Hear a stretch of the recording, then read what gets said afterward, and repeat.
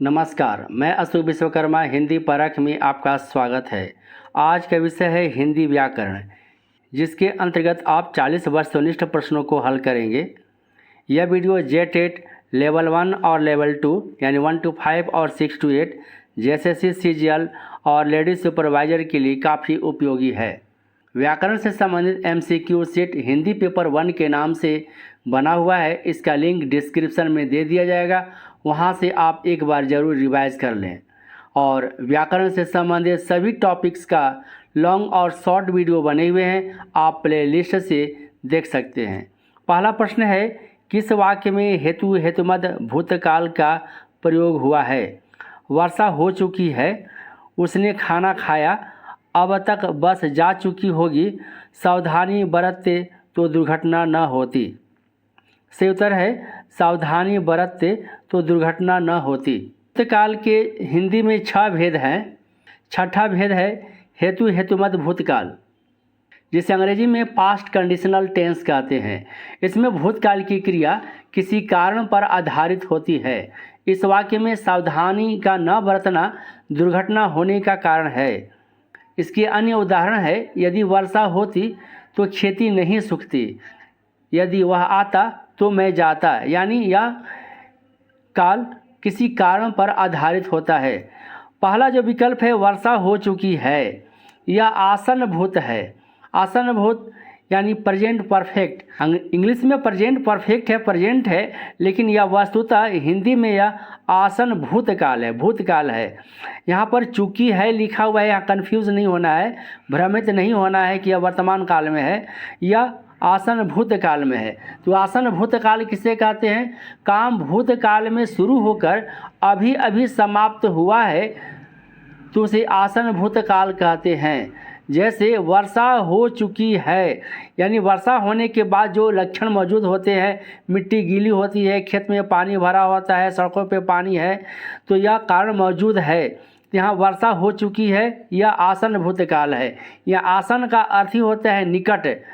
उसने भोजन कर लिया है, यानी भोजन करने के बाद वह अपने हाथ तौलिए से पोंछ रहा है और तृप्ति का डकार ले रहा है, यानी अभी अभी काम समाप्त हुआ है, जो भूतकाल में शुरू होकर अभी अभी समाप्त होने की सूचना मिलती है आसन भूतकाल में।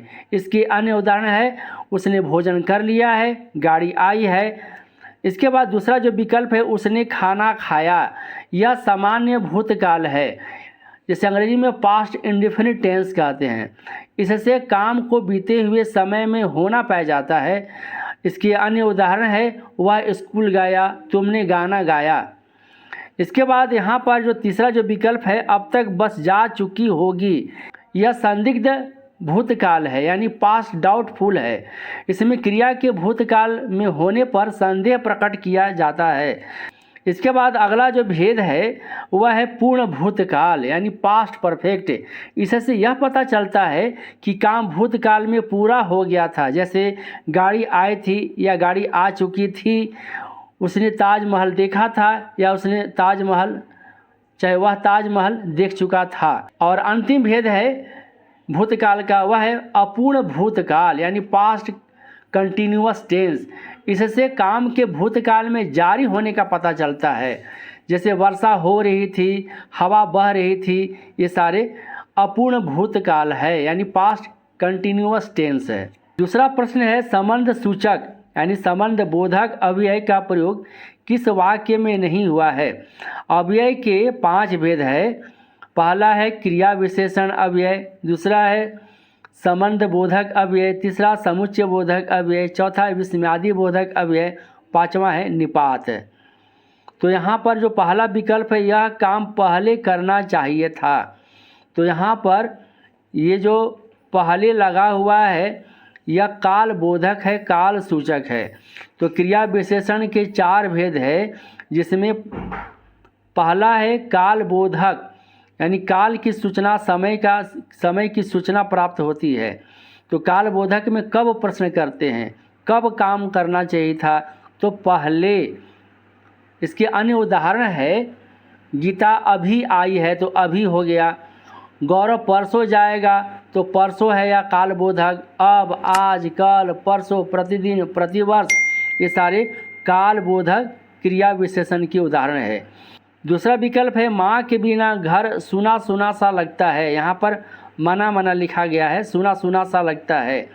तो यहाँ पर ये क्या है, के बिना संबंध बोधक क्या होता है, या के देख रहे हैं यहाँ विभक्ति चिन्ह है। संबंध बोधक में विभक्ति चिन्ह के साथ अव्यय का प्रयोग होता है, यानी जो अव्यय संज्ञा या सर्वनाम के बाद विभक्ति चिन्ह के साथ आते हो तो वह संबंध बोधक अव्यय होता है। यानी माँ यहाँ पर संज्ञा है, इसके बाद क्या आया, विभक्ति चिन्ह आया और बिना अव्यय है, तो विभक्ति चिन्ह वाला जो अव्यय होता है अधिकतर वह संबंध बोधक अव्यय होता है। जैसे यहाँ पर देख रहे हैं के बिना, धन के बिना किसी का काम नहीं चलता, के बिना हो गया। इसके बाद अन्य उदाहरण है, घर के चारों ओर पार्क है तो के चारों ओर के लगा हुआ है, तो यहाँ पर संबंध बोधक है। हमारे शहर के आसपास बहुत हरियाली है, तो यहाँ के देख रहे विभक्ति चिन्ह है और आसपास, ये सारे संबंध बोधक अव्यय के उदाहरण है। वह मेरे घर के पीछे रहता है, यहाँ पर के विभक्ति चिन्ह देख रहे हैं, तो के पीछे यह संबंध बोधक है। तो किसमें संबंध बोधक अव्यय का प्रयोग नहीं हुआ है, तो पहला विकल्प है, यह काम पहले करना चाहिए था। यह क्रिया विशेषण है। कौन क्रिया विशेषण है, तो काल सूचक क्रिया विशेषण है। तीसरा प्रश्न है, किस वाक्य में निपात का प्रयोग हुआ है। तो निपात किसे कहते हैं, जिस अव्यय का प्रयोग किसी बात पर ज़्यादा जोर देने के लिए किया जाता है तो उसे निपात कहते हैं। इसकी परिभाषा क्या है, जिस अव्यय का प्रयोग किसी बात पर ज़्यादा जोर देने के लिए किया जाता है तो उसे निपात कहते हैं। मैं कल आ सकता हूँ, तो यहाँ पर निपात का प्रयोग नहीं हुआ है। धन के बिना किसी का काम नहीं चलता, इसमें या के बिना देख रहे हैं, यह क्या है, या के देख रहे हैं विभक्ति चिन्ह है, और उसके बाद बिना यहाँ पर अव्यय है, तो के बिना यह संबंध बोधक अव्यय का उदाहरण है। मुझे आने तो दो, यहाँ पर तो देख रहे हैं, यहाँ पर जोर दिया जा रहा है, मुझे आने तो दो, तो जहाँ जोर दिया जाता है किसी बात पर तो वहाँ पर निपात का प्रयोग किया जाता है, तो विकल्प सी सही है। तुम्हें यहाँ पर होगा, तुम्हें चाय चाहिए या कॉफ़ी, तो यहाँ पर या देख रहे हैं, यह समुच्चय बोधक अव्यय का उदाहरण है। मैं कल आ सकता हूँ, तो यहाँ पर ये कल है या समय की सूचना मिल रहा है, और आ सकना जो है या क्रिया है, तो क्रिया के पहले जिस अव्यय का प्रयोग किया जाता है वह क्या होता है, वह क्रिया विशेषण होता है। यानी क्रिया विशेषण का जो भेद है वह काल बोधक क्रिया विशेषण का उदाहरण है। मैं कल आ सकता हूँ। निपात के उदाहरण है, इसका ट्रिक है पहचान करने का कि जिस वाक्य में तो लगा हो, ही लगा हो, भी लगा हो, भर हो, तक हो, मात्र, केवल,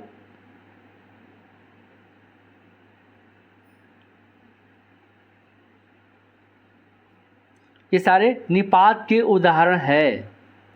तुम्हें आज यहाँ रुकना ही पड़ेगा, यहाँ पर जोर दिया जा रहा है, तुम्हें आज यहाँ रुकना ही पड़ेगा। वह भी क्रिकेट खेलेगा, यहाँ पर जोर दिया जा रहा है। वह दिल्ली तक जाएगा, यानी आगे नहीं जाएगा, यहाँ भी जोर दिया जा रहा है। मेरे पास 10 रुपये मात्र हैं, तो मात्र यहाँ पर निपात के उदाहरण है। केवल 10 रुपये ही मिलेंगे, तो केवल हो गया, ये निपात है। मात्र बाद में लगता है और केवल पहले लगता है। अगला प्रश्न है, सूरज निकला और पक्षी बोलने लगे, इस वाक्य में कौन सा पद समुच्चय बोधक शब्द है। समुच्चय बोधक क्या होता है, जहाँ पर दो पद या दो वाक्यांश या दो वाक्य को जोड़ने का काम करता है, वह समुच्चय बोधक अव्यय होता है। तो यहाँ पर देख रहे हैं, सूरज निकला एक वाक्य है, पक्षी बोलने लगे दूसरा वाक्य है। दोनों का जोड़ने वाला जो योजक शब्द है, लिंक करने वाला है, लिंकर वर्ड है, वह क्या है, और, तथा, एवं, ये सारे समुच्चय बोधक अव्यय है। तो यहाँ पर कौन सा विकल्प सही है? ऑप्शन सी सही है और होगा।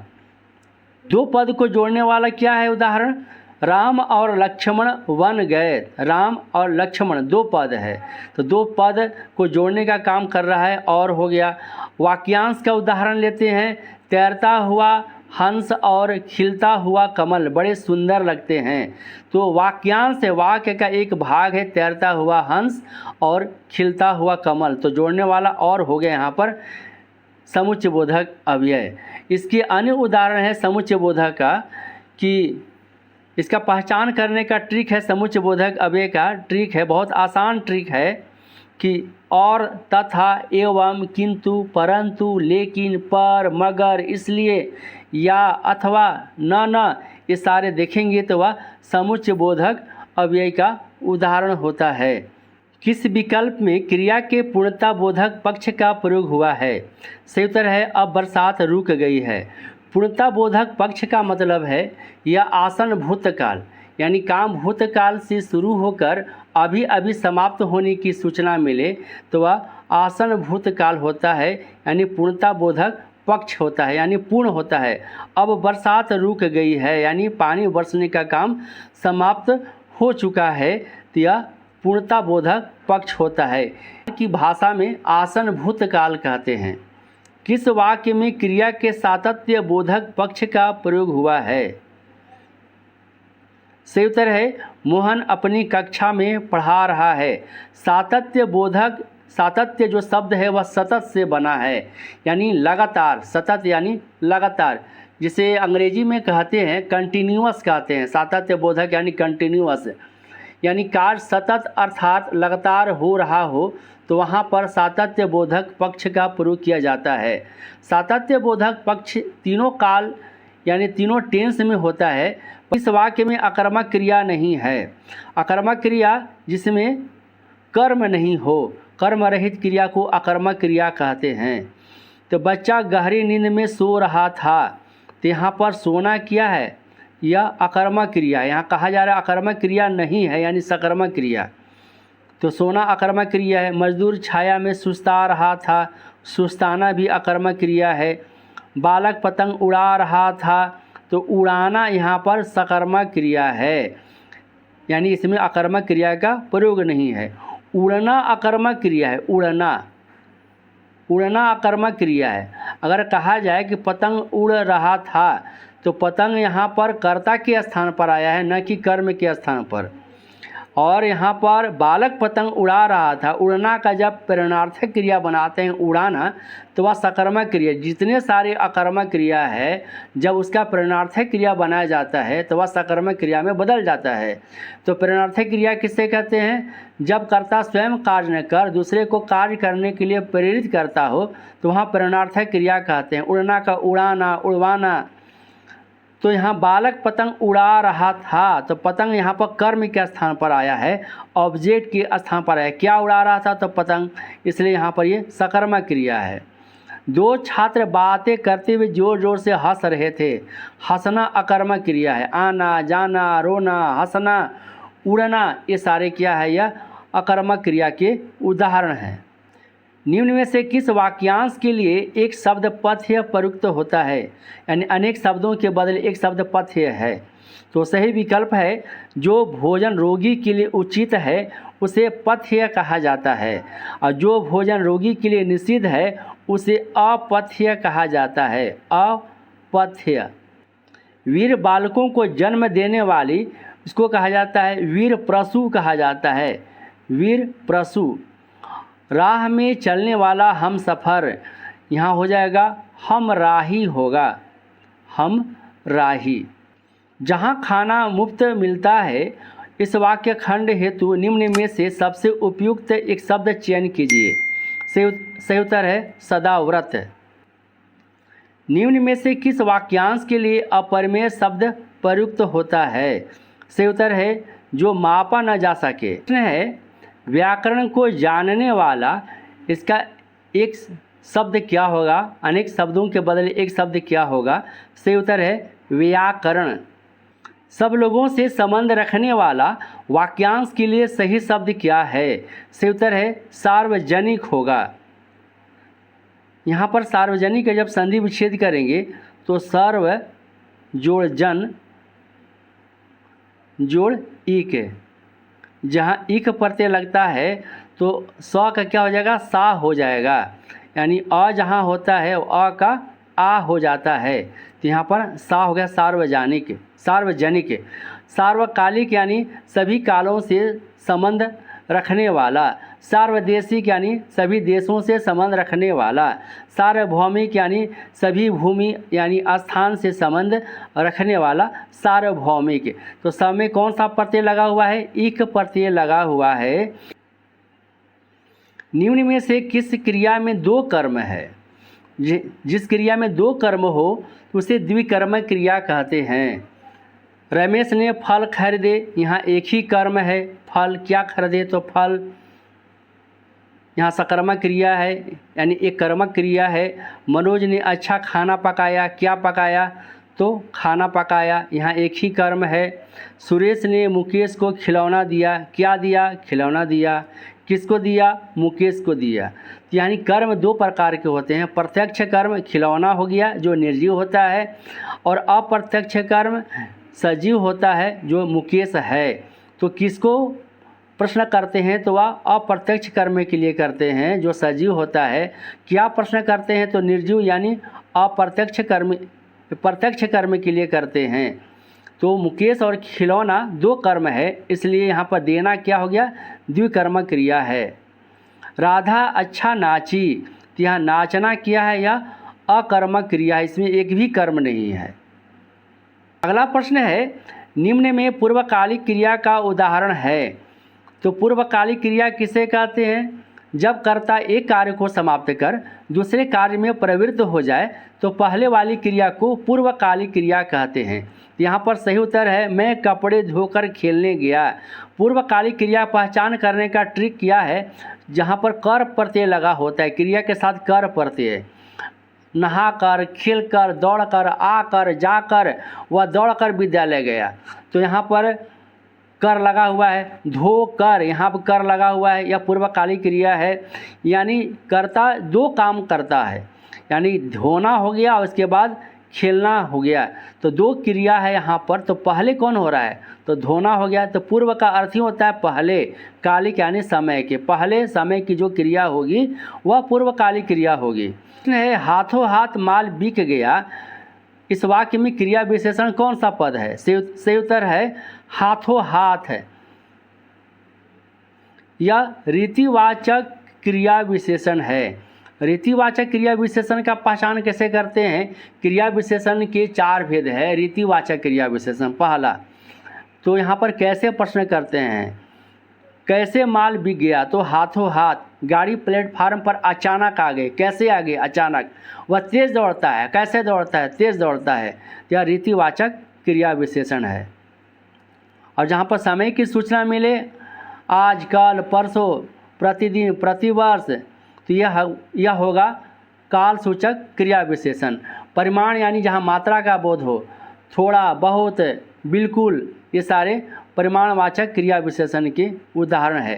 स्थानवाचक क्रिया विशेषण जहाँ स्थान का बोध हो, यहाँ, वहाँ, ऊपर, नीचे, ये सारे स्थानवाचक क्रिया विशेषण है। अगला प्रश्न है किस वाक्य में निपात का प्रयोग नहीं हुआ है? निपात में आपको बताया गया है कि किसी बात पर जोर देने के लिए जिस अव्यय का प्रयोग किया जाता है तो उसे निपात कहते हैं। यहाँ नहीं हुआ है कहा जा रहा है। वह तो आज जाएगा, तो जोर दिया जा रहा है, इसमें निपात है। मुझे एक गिलास दूध चाहिए, यहाँ पर तो नहीं है, नहीं है, भी है, मात्र, केवल, तक, भर, ये सारे होंगे तो निपात है। मुझे एक गिलास दूध चाहिए, इसमें निपात का प्रयोग नहीं हुआ है, यह सही उत्तर है। मैं भी उसके साथ जाऊंगा, यहाँ पर भी है, जोर दिया जा रहा है। वह कल ही चला जाएगा, यहाँ भी जोर दिया जा रहा है, यह इसमें निपात है।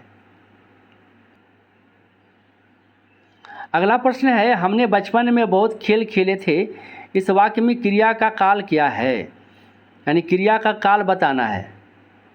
तत्काल यानी तत्काल यहाँ पर आ गया है। आसन भूतकाल, पूर्ण भूतकाल, सामान्य भूतकाल, संदिग्ध भूतकाल। तो यहाँ सही उत्तर है पूर्ण भूतकाल, यानी पास्ट परफेक्ट में है। इससे काम भूतकाल में पूरा होने की सूचना मिलती है तो उसे कहते हैं पूर्ण भूतकाल कहते हैं। यानी बचपन में बहुत सारे खेल खेले थे तो यहाँ पर यह पूर्ण भूतकाल है। जिसने अच्छे कुल में जन्म लिया हो, इस वाक्यांश के लिए एक शब्द क्या है? सही उत्तर है कुलीन। प्रश्न है बुद्धि ही जिसके नेत्र हो, इस वाक्यांश के लिए एक शब्द क्या है? सही उत्तर है प्रज्ञा चक्षु। प्रज्ञा यानी बुद्धि, चक्षु यानी आँख है। जिसने मृत्यु को जीत लिया हो, इस वाक्यांश के लिए एक शब्द क्या है? सही उत्तर है मृत्युंजय। अगला प्रश्न है पक्षियों को जन्म अंडे से होता है, इसलिए उसका नाम होता है, यानी अनेक शब्दों के बदले एक शब्द है। सही उत्तर है अंडज। जहाँ ज प्रत्यय लगा हुआ है, ज प्रत्यय जहाँ लगा होता है उसका अर्थ ही होता है जन्म लेना। जैसे यहाँ पर को कहते हैं पंकज। पंकज यानी पंख यानी कीचड़ में जो जन्म लेता है या कमल के लिए रूढ़ हो गया है।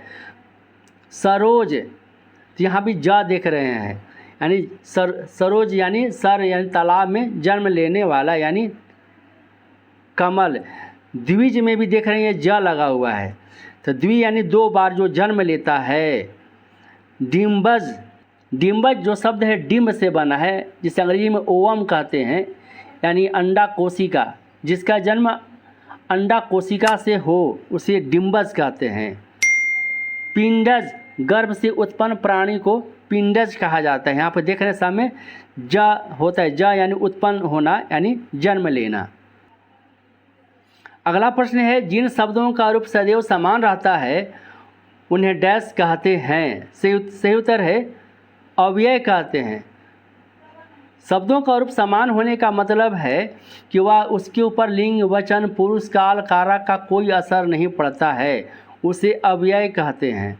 अव्यय से संबंधित वीडियो बना हुआ है, व्याकरण के सारे टॉपिक्स का वीडियो बना हुआ है, आप प्ले लिस्ट से देख सकते हैं। वाक्यांश पर भी अनेक शब्दों के बदले एक शब्द, जो टॉप जो 100 जो वाक्यांश है, इसका भी लिंक डिस्क्रिप्शन में दे दिया जाएगा, वहाँ से आप एक बार ज़रूर देख लें। धीरे चलो, इस वाक्य में अव्यय का कौन सा प्रकार है? सही उत्तर है क्रिया विशेषण है या रीतिवाचक क्रिया विशेषण है। अगला प्रश्न है किस वाक्य में परिमाणवाचक क्रिया विशेषण है? तो परिमाणवाचक, परिमाण का अर्थ होता है मात्रा, जहाँ मात्रा का बोध हो, क्रिया कितनी मात्रा में संपन्न हो रही है। तो यहाँ पर सही उत्तर है इस बार बारिश में बहुत ओले पड़े। यहाँ बहुत है, कितना ओले पड़े? तो बहुत। कितना प्रश्न करते हैं? बहुत, थोड़ा, बिल्कुल। अनुराग बिल्कुल स्वस्थ है, तो यहाँ पर मात्रा का बोध हो रहा है, क्रिया का मात्रा का, इसलिए यहाँ पर यह परिमाणवाचक क्रिया विशेषण है। बिल्कुल, उतना, जितना, लगभग, अति, अत्यंत, अधिक, तनिक, बस, खूब, थोड़ा सा, ये सारे देखेंगे। यह ट्रिक है परिमाणवाचक क्रिया विशेषण पहचान करने का। निम्नलिखित में कौन सा शब्द कालवाचक क्रिया विशेषण है? तो सही उत्तर कालवाचक दिया हुआ है यहाँ पर, यानी समय का बोध हो रहा है। तो सही उत्तर है आज। आज समय का बोध है, आज, कल, परसों, अभी, तुरंत, ये कालवाचक क्रिया विशेषण के उदाहरण है। तेज हो गया है आपका रीतिवाचक क्रिया विशेषण। भीतर यानी स्थान का बोध हो रहा है, अंदर, बाहर, भीतर, ऊपर, नीचे, ये स्थानवाचक क्रिया विशेषण है। ध्यानपूर्वक, वह ध्यानपूर्वक पुस्तक पढ़ता है, तो ध्यानपूर्वक कैसे पढ़ता है? तो ध्यानपूर्वक, ये आपका हो गया रीतिवाचक क्रिया विशेषण। किस अव्यय से हार, शोक, आश्चर्य इत्यादि का बोध होता है? तो हार, शोक, आश्चर्य, घृणा, क्रोध, प्रेम, ये सारे हृदय के जो उद्गार है वह विस्मयादि बोधक अव्यय से प्रकट होता है। बहुत, खूब, अत्यंत, अति इत्यादि परिमाणवाचक अव्यय है। कौन सा है? यह बहुत, खूब, अत्यंत, अति अधिकता बोधक है। अगर तुम थोड़ी मेहनत और करते तो अच्छे अंक आ जाते। इस वाक्य में क्रिया का काल है, यह है हेतु, हेतुमद, भूतकाल, यानी पास्ट कंडीशनल टेंस कहते हैं। यानी किसी क्रिया के होने में, काम को होने में कारण एक आधार बनता है तो वहाँ पर हेतु हेतुमद भूतकाल होता है। यानी अच्छे अंक लाने का कारण क्या है? थोड़ी मेहनत करना। वह खाना खा रहा है, इस वाक्य में क्रिया का काल है। सही उत्तर है खा रहा है, यानी सातत्य बोधक पक्ष है, यानी कंटिन्यूटी बना हुआ है। यह है अपूर्ण वर्तमान काल, प्रेजेंट कंटिन्यूअस टेंस। तू पढ़, इस वाक्य में कौन सा काल है? सही उत्तर है आज्ञार्थक वर्तमान काल, आज्ञा का बोध हो रहा है। अगला प्रश्न है किस वाक्य में संबंध सूचक अव्यय का प्रयोग हुआ है? संबंध सूचक अव्यय जहाँ पर विभक्ति चिन्ह जो संज्ञा या सर्वनाम के बाद अन्य अव्यय के साथ प्रयोग किए जाते हैं, वहाँ संबंध सूचक यानी संबंध बोधक अव्यय का प्रयोग किया जाता है। सही उत्तर है अपराधी ने पुलिस के सामने झूठ बोला। यह पुलिस संज्ञा पद है, इसके बाद आया है विभक्ति चिन्ह के सामने। यह संबंध बोधक अव्यय का उदाहरण है। तो यहाँ देख रहे हैं आप कि यहाँ भी से विभक्ति चिन्ह लगा हुआ है, तो यहाँ संज्ञा या सर्वनाम नहीं है। यहाँ पर देर संज्ञा सर्वनाम नहीं है, पास भी संज्ञा सर्वनाम नहीं है। तो जहाँ पर संज्ञा या सर्वनाम के बाद विभक्ति चिन्ह समेत जिस अव्यय का प्रयोग किया जाता है तो उसे संबंध बोधक अव्यय कहते हैं। तो पुलिस संज्ञा है, जातिवाचक संज्ञा है, उसके बाद आया है विभक्ति चिन्ह, इसको ध्यान में रखेंगे। यहाँ से लगा हुआ है, यहाँ भी में लगा हुआ है, तो ऐसा नहीं है कि यह संबंध बोधक अव्यय है। यहाँ पास संज्ञा नहीं है, न सर्वनाम है, देर संज्ञा नहीं है, न सर्वनाम है। अगला प्रश्न वाक्यांश से है जिस तर्क को काटा न जा सके, यानी अनेक शब्दों के बदले एक शब्द। सही उत्तर है अकाट्य। जो केवल दूसरों के दोष को देखता है, इस वाक्यांश के लिए एक शब्द है। सही उत्तर है छिद्रान्वेषी कहते हैं, जो केवल दूसरे के दोष को देखता है, छिद्रान्वेषी। साफ साफ कहने वाला, इस वाक्यांश के लिए एक शब्द क्या है? सही उत्तर है अस्पष्ट वक्ता। वह सिद्धांत जो हर वस्तु को नश्वर मानता है, इसके लिए प्रयुक्त एकल शब्द क्या है? सही उत्तर है अनित्यवादी। मोहन ने पत्र पढ़ लिया होगा, इस वाक्य में कौन सा काल है? यहाँ देख रहे हैं पढ़ लिया होगा या नहीं भी पढ़ा होगा, तो सही उत्तर है संदिग्ध भूतकाल, यानी भूतकाल में कोई काम के होने में संदेह प्रकट किया जाता है तो उसे संदिग्ध भूतकाल यानी पास्ट डाउटफुल टेंस कहते हैं। किसी विकारी शब्द के प्रयोग से हम किसी वस्तु के विषय में कुछ विधान करते हैं तो उसे कहते हैं, किसी वस्तु के विषय में कुछ विधान करते हैं, तो सही उत्तर होगा यहाँ पर क्रिया। निम्नलिखित वाक्यों में किस वाक्य में क्रिया अकर्मक नहीं है? अकर्मक नहीं है यानी सकर्मक क्रिया। सकर्मक क्रिया किससे कहते हैं?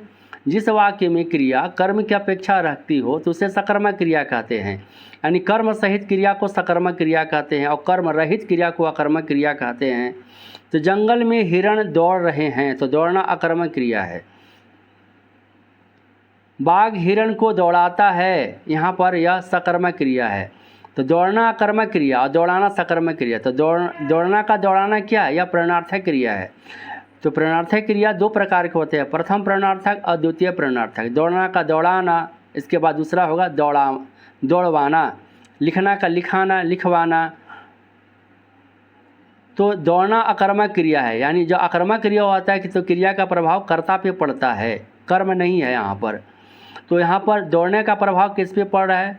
दौड़ाना। यहाँ पर बाघ हिरण को दौड़ाता है, तो किसको दौड़ाता है? तो हिरण को। कर्म का जहाँ पहचान करने के लिए क्या प्रश्न करते हैं? दूसरा प्रश्न करते हैं किसको, किसको।